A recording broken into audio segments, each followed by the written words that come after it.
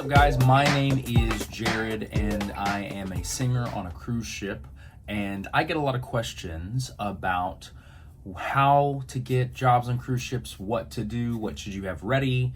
And so I felt like it might be a good idea to do some videos kind of explaining what I do, how I got the job, stuff like that. So we're going to do a small video today on basically an overview of like what cruise ship entertainment is and the types of things that are available on a cruise ship. So if you don't know, my name is Jerrod Cate. I've been on 4 cruise ship contracts now and performing for the last 15 or so years. So that might be right, that might be wrong. If I get it wrong, I'll correct it the next time. But there are different types of cruise ship entertainment. As you may know, I've got my notes right here. We have production shows, which are large-scale musical productions featuring elaborate sets, costumes, and special effects. That's what I do currently. I am a production show vocalist, meaning my main job is to walk out in the middle of a show and sing and then walk back out, right? And then you've got dancers who are dancing and you've got singer dancers who are doing a little bit of both.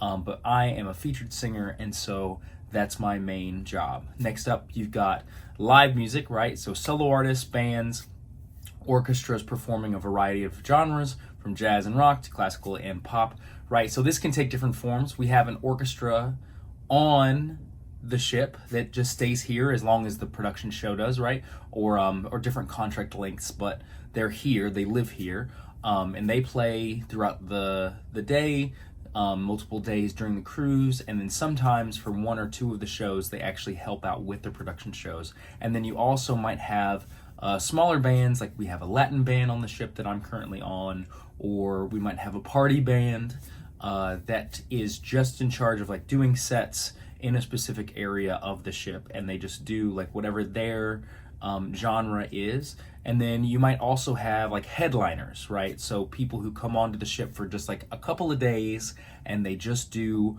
1 or 2 of their own shows and then they leave, and that's what they do only, right? Then you might have comedy and magic shows, right? And obviously comedians might come on and they'll do like 2 or 3 sets in a cruise, and then magic shows would kind of fall under the same template as the headliner shows, or like your guest entertainer, where they are someone who comes on for just a couple of days, does 1 or 2 shows, and then they leave. And comedians are kind of like that, but may also do 1 or 2 extra shows. It just depends on the line and what they're contracted for, right? You've got some dance and acrobatic performances. Again, this would fall under the realm of your guest entertainers, right? And then enrichment programs. This isn't really offered as much on every line. I've only ever worked for 1 cruise line where it was offered on a regular basis, and that was Silver Sea, which is a very high luxury cruise line, and they would have different lecturers and stuff like that where people would come onto the ship.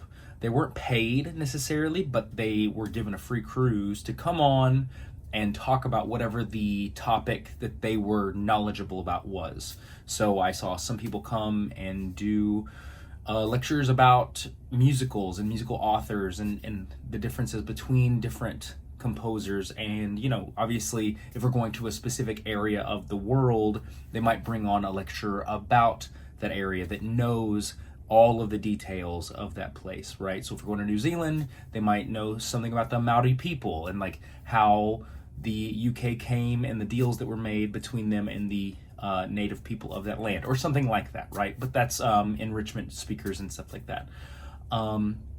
Performing on a cruise ship can be thrilling and definitely rewarding. And as a performer, you might have the opportunity to travel the world, right? Depending on the contract that you get, you might be going all over the world, different countries, different continents, or you might be like what I am right now, which is going from Tampa to different other cities on a loop, right? You're basically kind of like on a bus route, and you're just doing the same loop over and over again. 5-day cruise, 5-day cruise, 4-day cruise, maybe a 9-day cruise, right? But you're kind of doing the same thing. Or you might be doing some time in this area and then you'll move over and do some time in this area. Or you might just be going continuously all over the place. It's all up to what they have that ship doing. You definitely get a ton of time to develop your craft as a performer. You'll be performing a lot in front of diverse audiences and getting to hone your skills. I do not perform as much as, let's say, a musician might perform, right?